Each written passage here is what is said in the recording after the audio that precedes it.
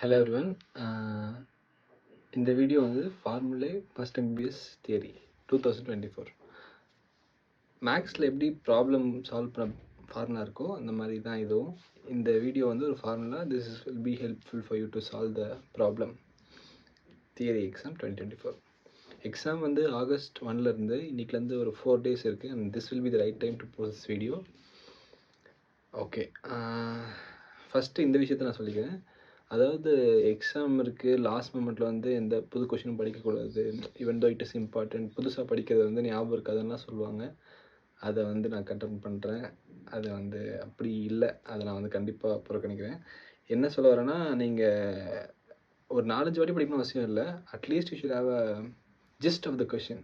Important question ஒரு important டாப்பிக்காக இருக்குது, நீங்கள் படிக்கல அப்படின்னா டோன்ட் ஹெசிடேட், அதை வந்து படிச்சிருங்க. ஒரு கிளிம்ஸாக வாங்கிட்டு அதை பற்றி ஒரு ஜிஸ்ட் வச்சுக்கோங்க, கண்டிப்பாக எழுதுகிற மாதிரி. It will be helpful. அப்புறம் அட்வைஸ் பண்ணுற மாதிரி நான் இல்லை இப்போ. அதாவது no advice, only instruction and information regarding exams.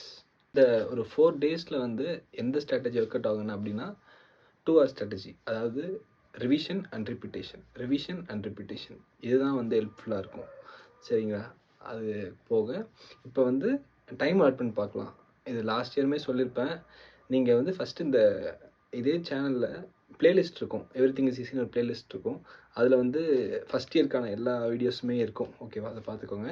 இப்போ டைம் ஷெட்யூலிங் பற்றி பார்க்கலாம். மொத்தம் exam 3 hours and OMR sheet தான் எம்சிக்யூஸ்க்கு இருக்கும். So you won't be getting adequate time to fill everywhere. You should mark இந்த ஓஎம்ஆர். நீங்கள் வந்து எஸ்ஏ கொஷின்னாலுமே 5 mark 2 mark எல்லாத்துக்குமே ஓஎம்ஆரில் மார்க் பண்ணுற மாதிரி இருக்கும். ஸோ நீங்கள் அதுக்கு ப்ரிப்பேர்டாக போயிடுங்க. 1 mark வந்து they will be giving 20 minutes for you. And first ஒரு 10-12 minutesலேயே வந்து எம்சிக்யூஸை ஃபுல்லாக சால்வ் பண்ண ட்ரை பண்ணுங்கள். ஃபஸ்ட்டு வந்து எப்படி சொல்கிறதுனா, தெரிஞ்ச கொஷின்லாம் மார்க் பண்ணிகிட்டே வாங்க. அப்போ வந்து ஒரு 10 questions அட்லீஸ்ட் மார்க் பண்ணுற மாதிரி இருக்கணும். அதுக்கப்புறம் ஒரு கெஸ் கொஷின் அப்படி இப்படின்னு சால்வ் பண்ணி 20 minutesக்கானதை வந்து ஒரு 15 to 20 minutes முடிச்சிருங்க. அது போக எஸ்ஏ இருக்கா, நெக்ஸ்ட்டு 1 hour பர்ஃபெக்டாக எஸ்ஏ ஸ்டார்ட் பண்ண போகிறீங்கன்னா வந்து ஒரு 1 hourல எஸ்ஏஸ்லாம் முடிக்கிற மாதிரி இருக்கணும். அடுத்து ஒரு 40 minutes to 50 minutesல 5 marksலாம் முடிக்கிற மாதிரி இருக்கணும். ஓகேவா? அது போக ஒரு 1/2 hourல 2 marksலாம் முடிக்கிற மாதிரி இருக்கும். ரெஸ்ட் ஒரு 1/2 hour to 40 minutes வந்து you should solve all things. அது எங்கெங்கெல்லாம் நீங்கள் வந்து பிளாங்காக இருக்கோ, இல்லை வந்து டாபிக் கம்மியாக இருக்குன்னு ஃபீல் பண்ணுறீங்களோ, அதாவது கண்டென்ட் கம்மியாக இருக்குன்னு ஃபீல் பண்ணுறது, டயக்ராம்ஸ் கம்மியாக இருக்குன்னு ஃபீல் பண்ணுறதுலாம் டயக்ராம்ஸ் போட்டு ஃபில் பண்ணுற மாதிரி வச்சுக்கோங்க. ஸோ 3 hours வந்து இப்படி தான் ஷெட்யூல் பண்ணணும். ஓகே, சப்ஜெக்ட் வைஸ் என்ன சொல்ல போகிறோம் அப்படின்னா, அனாட்டமி அப்படின்னா உங்கள் எல்லாருக்குமே தெரியும். ஸோ இங்கே வந்து ரொம்ப ஸ்ட்ரெஸ் பண்ண வேண்டிய விஷயம் இல்லை. தியரிக்குள்ளே போய் ரொம்ப டெப்த்தாக அப்படிலாம் ஸ்ட்ரெஸ் பண்ண வேண்டிய விஷயம் இல்லை. 5 marksலையுமே 6 5 mark இருக்கா, அங்கே எல்லாமே எப்படி இருக்குன்னா histology, embryology, systemic, general histology, general anatomy அப்படின்னு சொல்லிட்டு நிறைய கிளாஸிஃபிகேஷன் வரும். எப்படி பார்த்தாலும் ஃபஸ்ட் பேப்பரில் 2 தியரி கொஷினும், செகண்ட் பேப்பரில் 3 தியரி கொஷினும் இருக்கும். ஸோ இங்கே ஸ்ட்ரெஸ் கம்மி தான்.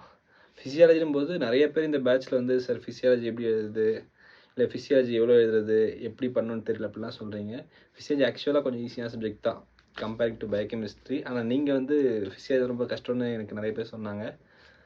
Physiology is easy. அண்ட் எது கிடைச்சாலும் என்ன கொஷின் இருந்தாலும் ஃப்ளோ சார்ட் வந்து பில்ட் பண்ண கற்றுக்கோங்க. ஃப்ளோ சார்ட் போட்டுட்டு அப்படியே டயக்ராம் போட்டுட்டு அதையே திருப்பி எக்ஸ்பிளைன் பண்ணுற மாதிரி வச்சுக்கோங்க. ஃபிசியாலஜி ஈஸியாக தான் இருக்கும். அண்டு பயோகெமிஸ்ட்ரிக்கு தான் வந்து நம்ம ரொம்ப டைம் கொடுக்கணும் படிக்க, ரிவிஷன் பண்ண எல்லாத்துக்குமே. எந்த கொஷின் கிடைச்சாலுமே அதோட ஃபேக்சுவல் டேட்டாஸ் இங்கே போடுங்க. விட்டமின்ஸ் கிடைச்சா ஆர்டிஏ போடுறதோ, லிப்பிட்ஸ்லாம் கிடைச்சா அதோட நம்பர்ஸ், டேட்டாஸ், பிலிருபின், பைல் எல்லாத்தோட அந்த டேட்டாஸுமே வந்து பார்த்துக்கோங்க. அது பயோகெமிஸ்ட்ரியில் வந்து கான்செப்ட் கண்டிப்பாக நிறைய எழுதுகிற மாதிரி இருக்கணும். And diagrams. ஓகேவா? சப்ஜெக்ட் வைஸ் இதுதான் சொல்ல நினச்சேன்.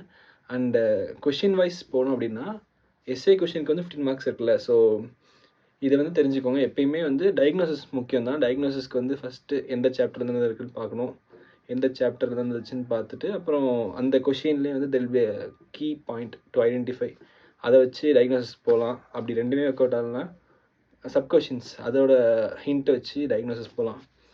எஸ்ஏ கொஷின்னு வரும்போது பிஃபோர் ஸ்டார்டிங் ஒரு வாட்டி ஒரு 1 minute ஸ்பெண்ட் பண்ணி ரிவிஷன் பண்ணுங்கள். ரிவிஷன் பண்ணி ஒரு எஸ்ஏ கொஷினுக்கு around 15 points, 10 to 15 points maximum தெரிகிற மாதிரி வச்சுக்கோங்க. அப்படி ரிவிஷன் பண்ணிவிட்டு அப்புறமா எழுதணும். ரிவிஷன் பண்ணவே ஒரு 4 to 5 minutes வந்து அப்படி போகக்கூடாது.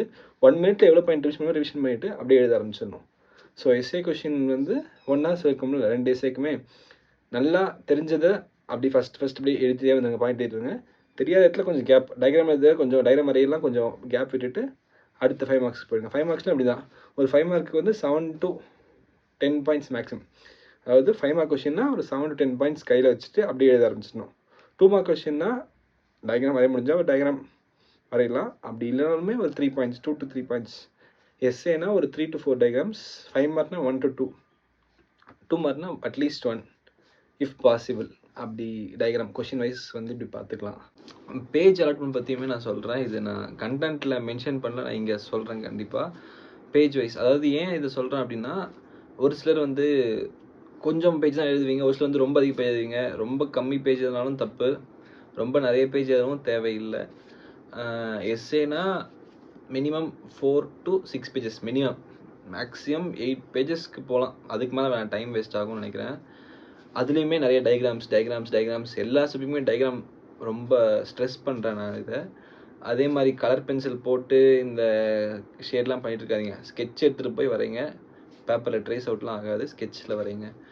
அதுதான் வந்து எஸ்ஏக்கு. 5 மார்க்ஸ்க்கு வந்து மினிமம் 2 பேஜஸ், தெரியாத கொஷினாக இருந்தாலும் சரி 2 பேஜஸ். ஏன்னா அவங்க ஒரு பேஜுக்கு 1.5 மார்க் கொடுத்தா கூட 2லேருந்து 3 மார்க் வந்துடும். அதனால் வந்து தெரியாத கொஷினாக இருந்தால் கூட minimum you should have 2 sides of the page அப்படி இருக்கணும். மேக்ஸிமம் 4க்கு மேலே போக வேணாம், ஓகேவா? 5 மார்க்கு முடிஞ்சிருச்சு. 2 மார்க்கில் வந்து 2 பாயிண்ட்ஸ் தான். ஆஃப் பேஜ்க்கு எழுதுனீங்க ஒரு 2 மார்க் அப்படின்னு எழுதி ஒரு 10 2 மார்க்குக்கு 5 சைடு எழுதிங்கன்னா நல்லாயிருக்கும் பார்க்க. அது என்னோட சஜஷன். இல்லை என்னால் நல்லா எழுத முடியும் அப்படின்னா ஒரு டயக்ராம் வரைஞ்சி ஒரு இதெல்லாம் எழுதி உங்களுக்கு எவ்வளோ வேணாலும் பண்ணிக்கோங்க. 2 மார்க் பற்றி நான் எதுவும் மென்ஷன் பண்ண விரும்பல. ஆனால் எல்லா இடத்துலையுமே டைம் பார்த்துக்கோங்க. அதே மாதிரி கொஷின் நம்பர் 1 எஸ்ஏவாக இருந்தால், எஸ்ஏ 1 இருக்காது 21 இருக்கும், 21 போட்டு கீழே ஷேர் பண்ணணும், 2-1 ஷேர் பண்ணணும். 5 மார்க்காக இருந்தால் 24 25 26 இருக்கும்போது எழுதணும், ஷேர் பண்ணணும். இதை வந்து லாஸ்ட்டில் பண்ணுறேன் நினச்சி விட்டுறாதீங்க. நீங்கள் ஷேர் பண்ணலாம் மார்க் வராது. So be careful. அப்புறம் நாலேஜ் வைஸ் நான் மெயின் பண்ணுற விஷயம் என்னென்னா, ஆப்வியஸாக வந்து எல்லாருக்குமே எல்லா கொஷினுமே தெரியணும் அப்படின்னு அவசியம் இல்லை. 6 5 மார்க் இருக்குன்னா ஃபார் த பெட்டர் எண்ட் ஒரு 3லேருந்து 4 5 மார்க் தெரிஞ்சால் வெரி குட், ஓகேவா? மிச்சம் 2 எக்ஸாம்ல வித்தியாசமாக தான் இருக்கும், அதுவுமே தெரிஞ்சால் வெல் அண்ட் ஃபைன். இல்லை அப்படின்னும் போது ஒரு 4 5 மார்க் இருக்கா, ஸோ 1 to 5 6 உங்களுக்கு தெரியும் அப்படின்னா 3 and 4 லாஸ்ட் எழுதக்கூடாது, ஆர்டராக தான் 1 2 3 4 5 6ன்னு எழுதணும். 1 2 எழுதிட்டு 3 and 4க்கு உங்களுக்கு எவ்வளோ வந்து ஆம்பிள் ஸ்பேஸ் தேவைப்படுதோ அவ்வளோதான் ஸ்பேஸ் விட்டுட்டு அடுத்த கொஷின் ஸ்டார்ட் பண்ணிடணும். ஸோ அந்த லாஸ்ட்டில் வந்து ஒரு 40 மினிட்ஸ் வச்சுக்கோங்க, 30 to 40 மினிட்ஸ் எக்ஸ்ட்ரா வச்சுக்கலாம். அப்போ வந்து இதை ஃபில் பண்ணணும். அப்படி ஃபில் பண்ணும்போது என்னன்னா, நீங்கள் அந்த கேப்பை விட்டுட்டு மிச்சம் எல்லாமே ஃபில் பண்ணும்போது உங்களுக்கு வந்து அந்த சப்ஜெக்ட் பற்றி ஹோல் நாலேஜ் வந்து ரிவிஷன் ஆகிடும். அப்போ நீங்கள் இந்த இடத்துல வந்து ஏதாவது ஒன்று வச்சு ஃபில் பண்ணி மூடிடலாம், ஓகேவா? ஸோ நாலேஜ் வைஸ்னால் மெயின் பண்ணுறது தெரியாத கொஷினை வந்து வச்சு யோசித்து எழுதிட்டுலாம் இருக்கக்கூடாது. தெரிஞ்ச எல்லா கொஷினையும் எழுதிடணும். அப்புறம் லாஸ்ட்டில் ஒரு ½ hour ஸ்பெண்ட் பண்ணி இதுக்காக முடிச்சிடணும், ஓகேவா? ஆனால் வந்து கொஷினை ஷஃபில் பண்ணி எழுதக்கூடாது, ஆர்டராக தான் எழுதணும். ஃபியர் டு ஃபயர் அப்படின்னு நான் என்ன மீன் பண்ணுறேன்னா, இது ஃபஸ்ட்டு டைம் எக்ஸாம் எழுத போகிறீங்க, அதுவும் இந்த மாதிரி ஒரு மெடிக்கல் ஸ்கூலுக்குள்ளே வந்துட்டு ஃபஸ்ட் இயர் யூனிவர்சிட்டி எக்ஸாம் வரும்போது கண்டிப்பாக எல்லாருக்குமே பயம் இருக்கும், எல்லாருக்குமே பயம் இருந்திருக்கு, எங்களுக்குலாம் கூட பயம் இருந்துச்சு. அண்டு ஸோ இது வந்து பயம் வந்து இருக்கலாம், அது எதுக்குன்னா நம்ம பெட்டர்மெண்ட்டுக்காக இருக்கணும், சரியா? அது வந்து நம்மளை டிமோட்டிவேட் பண்ணுற மாதிரியோ இல்லை வந்து முடியாதுன்னு நினைக்கிற மாதிரிலாம் எதுவும் வச்சுக்கூடாது.